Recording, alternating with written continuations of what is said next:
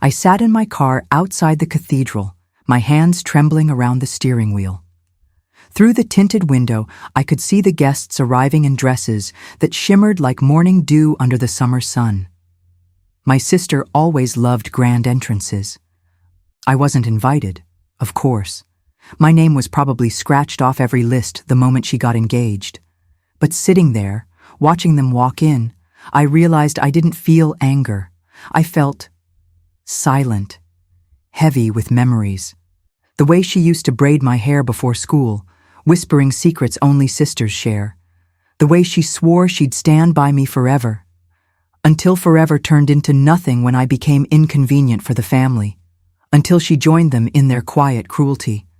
I watched as my mother stepped out of her black sedan, eyes glinting with pride. She never looked at me that way. My reflection stared back at me in the mirror, tired eyes, hair pulled into a low bun, plain black dress. I didn't belong here. Yet, I was here. I stepped out of the car slowly, feeling the gravel crunch under my shoes as if each sound declared my presence to the world that had chosen to erase me. The guards at the cathedral doors didn't look twice at me. I blended in like a shadow, invisible among the fluttering dresses and polished shoes. Inside, the organ was already playing that solemn, triumphant melody that always made my chest tighten. I sat in the last pew, unnoticed, my hands clasped tightly on my lap. The stained glass windows threw shards of color across my black dress, making me look like a ghost dipped in rainbow light. When she walked down the aisle, radiant in lace and pearls, my breath caught. She looked so happy, so proud. She had everything I never did: acceptance, love, applause. But as I watched her take each graceful step, my mind whispered a question I never wanted to ask. If she could erase me from her wedding, what else had she erased me from? The ceremony began with soft murmurs of prayers. The priest spoke about love, forgiveness, devotion, words that felt like acid on my skin. My eyes burned as I stared at my folded hands, remembering the last conversation I had with my sister. Her voice was cold that day, like steel cutting through flesh. "Don't come to the wedding. You'll ruin everything with your presence," she had said, without flinching. At that moment, I realized she didn't see me as her sister anymore. She saw me as an embarrassment, a stain she needed to wash away to step into her new life unburdened. As the vows were exchanged, my chest tightened. I wondered if anyone in that room knew how cruel she could be, how easily she discarded those who didn't fit her perfect image. The priest turned to the guests then, his voice echoing across the silent pews. "If anyone here has any objection to this union, speak now or forever hold your peace. If this story resonates with you, please hit like and subscribe.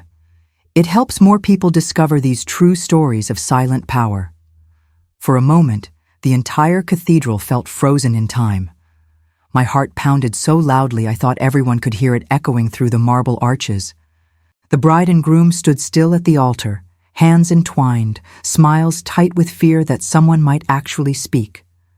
I could feel dozens of eyes scanning the room nervously. My throat burned with unshed tears as I inhaled shakily. I didn't stand up. I didn't even move. I just sat there, feeling the weight of every humiliation, every exclusion, every silent dinner where my presence was ignored. I thought about speaking, about telling them how she had betrayed me, how she had used my secrets against me to gain sympathy when I was disowned. But as the silence stretched on, I realized that objecting here wasn't my justice. This wasn't my moment to ruin. I wanted something deeper, something that wouldn't just disrupt her wedding day, but her entire world. The priest continued when no one spoke, his voice trembling with relief as he blessed their union. Guests exhaled softly, tension melting into smiles and polite tears. I watched her lips curve into a victorious smile, the same smile she used when she lied about me to our parents. The ceremony moved swiftly after that.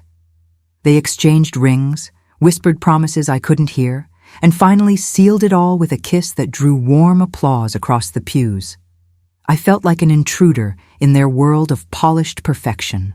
But as I stood quietly and slipped out before the final hymn, a thought sparked in my chest like flint against stone. She might have married into wealth, power, and prestige today, but there was something she never expected. She never imagined I'd be there, seeing the truth she hid behind her veil, and she definitely never imagined what I was about to do next.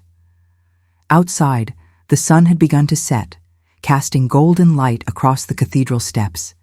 I stood by a pillar, watching as guests poured out with champagne smiles and shallow congratulations. I saw her emerge, clinging to her new husband's arm, radiating pride and success. Our mother fluttered around them like a desperate butterfly, ensuring every angle was photographed, every gesture applauded. No one noticed me, not even when I took out my phone and scrolled through the email draft I had prepared for weeks. An email with attachments, old bank transfers, hidden conversations, property documents, all the proof of how she siphoned money from my trust fund after our father died. Proof that she built this entire wedding, this entire illusion, on stolen blood. My thumb hovered over send. My chest rose and fell with quiet power. I didn't scream. I didn't object. I just sent it. As I walked away from the cathedral, the evening breeze felt cooler against my flushed skin. My heels clicked against the pavement, each step steady, silent, unstoppable. Behind me, I heard the faint echoes of laughter and music as the guests moved towards the reception hall, adorned with golden chandeliers and white roses. I imagined their perfect dinner, their speeches full of lies and polished illusions. Meanwhile, my email was traveling quietly through cyberspace, landing in the inboxes of every board member of my late father's company, of every lawyer involved in the estate, and of every reporter I knew would salivate over the scandal. I didn't need to see their faces to know what would come next. Frozen smiles, furious whispers, a bride in white, exposed before she could even cut her cake. I had walked out without saying a word, but my silence was about to become the loudest scream they'd ever hear. I reached my car just as the first notification buzzed on my phone. An email reply, then another, and another. Each subject line felt like a silent bell tolling in the evening air. We need to talk immediately. Urgent, financial discrepancies. Call me as soon as possible. I could almost hear the ripples tearing through her pristine world. My sister, standing there in her designer gown, surrounded by people who believed her to be flawless, would soon feel eyes turning towards her with suspicion and disgust. I sat in the driver's seat, watching the last of the sunlight bleed into the horizon. For the first time in years, I breathed without pain filling my lungs. I didn't feel proud or triumphant. I felt free. Because this wasn't about revenge anymore. This was about truth. And sometimes, truth is the most devastating form of justice. I started the engine, letting its quiet hum ground me in the present. For so long, my life had felt like I was trapped behind glass, screaming silently while everyone pretended not to hear. But tonight, I wasn't screaming. I was whispering truths into the right ears. As I pulled out of the parking lot, I glanced back at the cathedral, now lit with strings of white lights twinkling like false stars. I wondered what was happening inside. Had she seen the notifications? Was she still smiling for the camera, blissfully unaware that her empire was already crumbling under her satin shoes? I imagined her expression when reality would shatter her illusions. The panic, the rage, the humiliation. Part of me thought I should feel guilty for ruining her wedding night. But another part whispered back, "She ruined your life without a second thought." This was merely balance. I drove aimlessly for a while, city lights blurring into streaks of gold and red against the dark sky. My phone buzzed again and again on the passenger seat. Lawyers, reporters, board members. Each vibration was a heartbeat in the quiet symphony of my freedom. I pulled into an empty overlook and turned off the engine. The city stretched below me, glittering like spilled jewels. I sat there, staring at the horizon, remembering all the times I had begged for their love, their acceptance, their crumbs of attention, how I had twisted myself into something small and silent just to remain in their world, and how they threw me out anyway. I closed my eyes, letting the tears spill down my cheeks. They weren't tears of sadness or regret. They were tears of release, because tonight I had chosen myself. Tonight, I became my own salvation. My phone rang again, this time flashing my mother's name across the screen. I let it ring out into silence, watching as her name disappeared into darkness. I imagined her frantic voice, sharp with disappointment and fear. She never called to ask if I was okay when I was homeless for a month after being disowned. She never called when I was hospitalized from exhaustion, working 3 jobs to survive. But now she needed me to fix the cracks in their perfect facade. I placed the phone face down on the seat, leaning my head back against the headrest. The cool leather pressed into my skin, anchoring me in the quiet triumph of that moment. They would learn, in their own time, that I was not their burden. I was not their embarrassment. I was the truth they tried to bury, rising like dawn no one can stop. I watched the sky deepen into navy blue, stars beginning to pierce through the last veil of twilight. My breathing slowed as I let the silence settle around me like a protective cloak. In that moment, I thought about my sister again, the little girl who used to sneak into my bed during thunderstorms, trembling until I wrapped my arms around her. The same girl who cried when I left for college, begging me to come back soon. Where did she go? At what point did she decide my pain was her stepping stone? I would never know. But sitting there, I realized it didn't matter anymore. I wasn't seeking an apology or her love. I didn't want her tears. My justice wasn't about breaking her. It was about freeing myself from the illusion that I ever needed her to define who I was. And that freedom tasted sweeter than revenge ever could. My phone buzzed one final time before I turned it off completely. Darkness filled the car, interrupted only by the glow of distant city lights. I rested my forehead against the steering wheel, feeling the rhythm of my breath stabilizing. In that stillness, a quiet truth settled into my bones. They could no longer touch me. Their rejection, once a poison in my veins, had become my antidote.